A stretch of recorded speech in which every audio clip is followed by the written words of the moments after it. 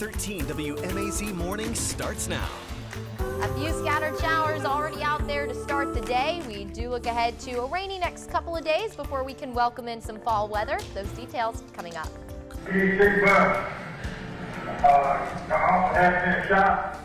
We're now hearing audio from a 911 call the day 2 corrections officers died in 2017. What witnesses and lawyers are saying about the Putnam County case as the trial moves into day 2. The millage rate up for a vote in Warner Robins, what city council decided last night, and how it could affect your property taxes.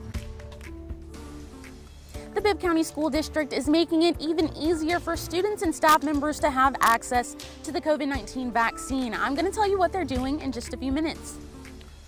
Well, good Tuesday morning. You're taking a live look over the DUB, Dublin. Thank you so much for joining us on this September the 21st. The time is now 6:31 a.m. I'm Wanye Reese, and as you can see, that look outside, it's a little bit of a dreary day. So, Courtney, the big question, when is all the rain and the humidity going to come to an end? Very soon, thankfully. We've had a little bit of a rainy and stormy stretch of weather, and thankfully we just have to get through today and tomorrow, and then we will have a really great second half of the week. For those of you getting ready to head out the door this morning, just keep in mind we do have a little bit of rain out there. It looks like a fairly heavy downpour in southern Crawford County, and that's about it for the start of the day. Most of the rain is to our north and along the coast. We do, however, have some patchy fog. You can see most of us with over a mile of visibility, with the exception of Taylor County, where there is some patchy dense fog there, where you could be experiencing less than a quarter mile of visibility. Otherwise, it's just making it look a little dreary out there. You can see that here on top of the Fred Roberts building in Dublin, just looking a little hazy this morning. 75 in the city of Dublin with dew points in the low 70s. So there's that high humidity, but it's not going to last too much longer. Temperatures area-wide to kick off your Tuesday, low to mid 70s, 74 in Warner Robins, 76 in Montezuma, 73 in Gordon and in Forsyth, and we're at 75 in McRae. Let's talk about that fall-like weather and when it's going to be here. That's in a few minutes. Today, prosecutors are set to continue their case against Donnie Rowe. He's one of the 2 men accused of killing 2 corrections officers aboard a prison bus in Putnam County in 2017. The trial got underway yesterday in a Putnam County courtroom with witnesses testifying about the morning of officers Curtis Billue and Christopher Monica's deaths.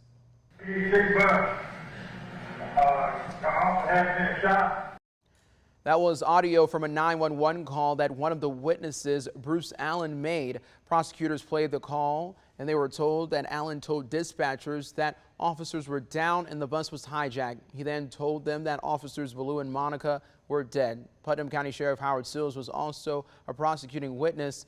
The bus scene was about 4 miles from his home, so he was able to respond immediately.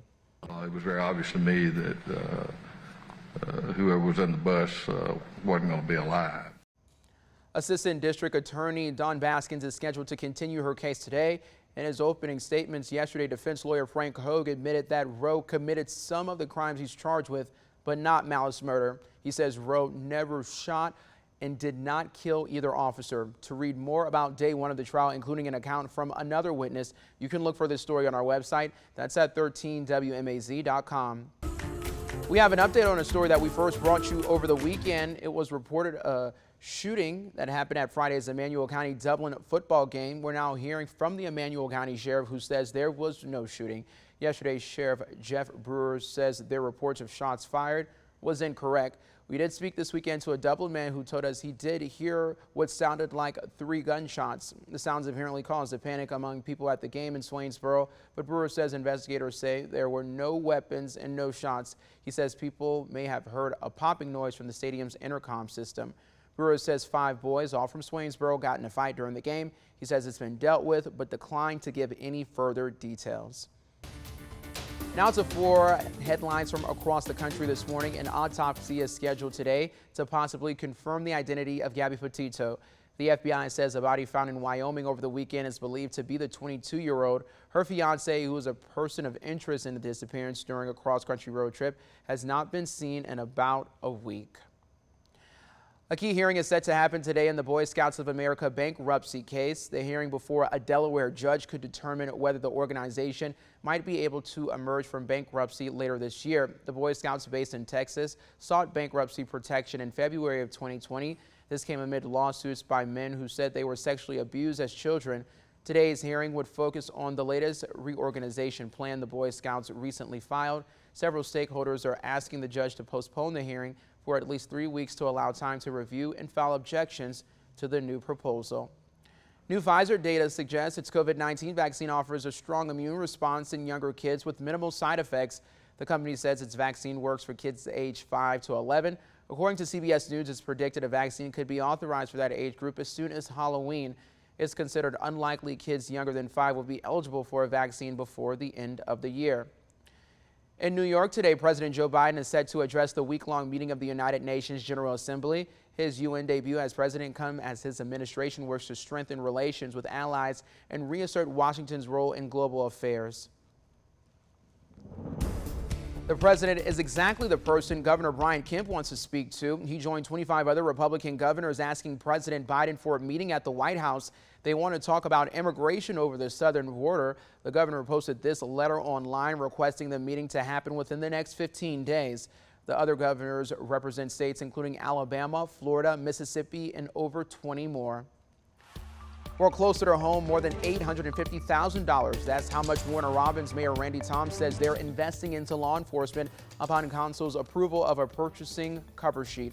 They're getting security cameras for crime prevention. The contract is with an Atlanta-based company to place cameras around the city to get a good look at license plates and cars. This particular project costs a little over $27,000. They're also purchasing more equipment, including body cameras and 10 new patrol cars. Warner Robins City Council actually met virtually last night because of 2 council members being quarantined because of COVID-19. Another item on the agenda was to vote on whether the millage rate would remain the same. Since the vote was not unanimous, it's now moved to a second reading. City Clerk Mandy Stella says the county checks property values every 3 to 5 years. It's called reassessment. She says about 95% increased in value, which means even if council votes to keep the same millage rate, property owners could see an increase in property taxes. Stella says how much more you will have to pay depends on whether you live in the Houston or Peach County part of the city. But Stella says those with no change in property value or decrease in value will not see a higher bill. Now, Matthew Race owns a property in the city. He says he hopes this does not pass. The reason why I'm against raising taxes is because we're still in the middle of a pandemic. We're also in the middle of a financial crisis. Both of those put together does not spell tax raising. Last night's vote was 4-2 with council members Derek Mack and Larry Curtis voting no. Again, the vote had to be unanimous. Council will hold a special called meeting on the 27th. That's going to be next Monday at 5 p.m. If council approves to keep the current millage rate, some people could see an increase in property taxes. Well, the time is now 6:38 a.m. and probably would not be a nice day to take a walk around your property just because it's just so humid and we have the rain on and off. But that's going to change, you know, which is nice. Yeah, you know, it's really nice when you have a change of season and the weather actually follows with it. Here in Central Georgia, that doesn't always happen, but it could be 90 degrees when the fair happens. Listen, I am going to knock on wood that it is not 90 degrees when the fair happens because you know that's still within reach here in Georgia, that's for sure. All right, everyone. Well, clearly we had a very rainy day yesterday, and where you're looking at right now, or what you're looking at right now, is a rain gauge from Elko. That's in southern Houston County. Of course, we had that flash flood warning in Pulaski County, and that obviously borders Houston County. So 4 inches of rain in one day in Jim Stewart's backyard. Isn't that crazy? So yeah, we did have some flooding problems. We had reports of flash flooding yesterday. Do I anticipate that to happen today? Not necessarily. I do think our rain today isn't going to linger around in those really heavy batches like we saw yesterday. I think it's going to be very much like we're seeing now, a little more scattered in nature. So right now, as you're getting ready to head out the door, in places like Crawford County, some heavy rain did just fall in parts of southern Crawford County, just south of the Roberta area, north of Fort Valley. So the roads are going to be wet there. And we did have a little bit of rain roll through over the past few hours. So just keep in mind, in some spots the roads are wet, and we do have a little bit of fog out there. I talked about that a little bit earlier in the show. So it's just a bit of a dismal morning. Be sure you're giving yourself plenty of time and, of course, packing that umbrella with you. You're going to need it today and of course tomorrow as our much anticipated cold front starts to push through. So what you're seeing along it here in parts of St. Louis and parts of Kansas, that's going to be what is on the way tomorrow. However, we are not going to experience any severe weather with this. We will have the chance for thunderstorms, but there's a severe weather threat to our north. That does not look to be the case for us. So let's take you through today first. Today is going to be no exception to our rainy stretch of weather. As we head into the afternoon and evening, that's when I think we'll see our best coverage of rain. Notice 4 o'clock time. A lot of us will be headed home from work today. Could run into a few heavier downpours again. Take it very easy on the roads. Yesterday, everyone did a very good job not going crazy when it rains outside. I didn't see any accidents on my ride home, even though it was a rainy ride home. So let's take that same story into today. As we head into tomorrow, we wait for that cold front, and that's going to, of course, make rain and storms likely for the first day of fall. So while the first day of fall is going to be below average, it's going to be rainy and stormy. It's going to be muggy out ahead of it, but fall-like weather will follow the next day. So while fall won't feel, or the first day of fall won't feel fall like it will the next day. Won't have to wait too long for that.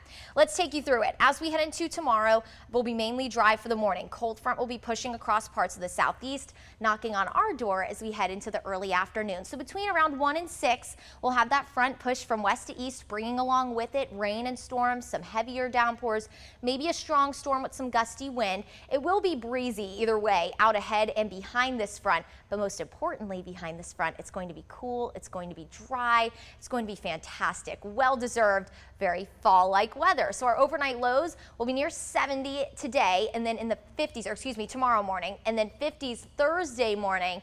We'll wake up in the low 50s on Friday. It's going to be spectacular. Paired with low humidity, can't get better. 7-day shows, very rainy and stormy the next couple of days, and then we're dry Thursday through Monday with morning temperatures in the 50s Thursday through Sunday.